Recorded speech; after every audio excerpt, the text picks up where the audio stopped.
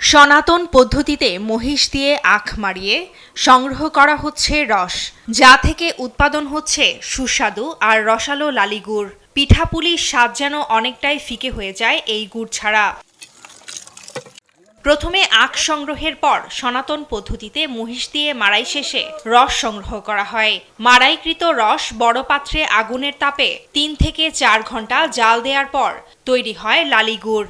এক কানি জমির আখ দিয়ে ১৭ থেকে ১৮ মণ লালি গুড় তৈরি হয়।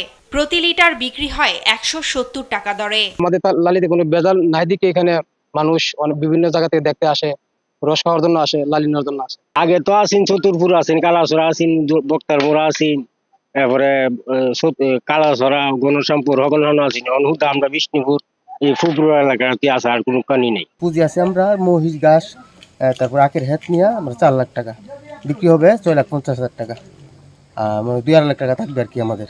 বাজার থেকে না নিয়ে এখান থেকে নেওয়ার কারণ হলো আপনার দেখা গেছে বাজার থেকে নিলে লালিতে কিছু ভেজাল টেজাল থাকে, এখানে আসছি মনে করেন নিজের ফ্যামিলির জন্য নেওয়ার জন্য।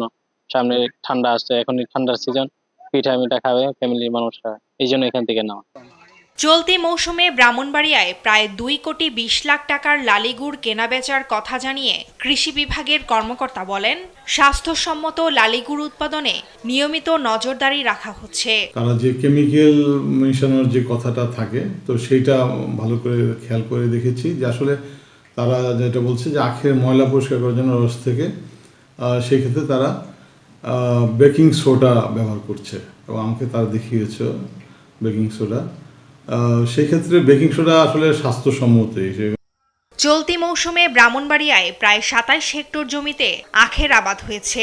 উৎপাদনের লক্ষ্যমাত্রা ধরা হয়েছে ২৮৩৫ টন, যার বেশিরভাগ ব্যবহৃত হয় লালি গুড় উৎপাদনে। কার্তিক মাসের মাঝামাঝি সময় থেকে ফাল্গুন পর্যন্ত চলে লালি গুড় উৎপাদনের কাজ।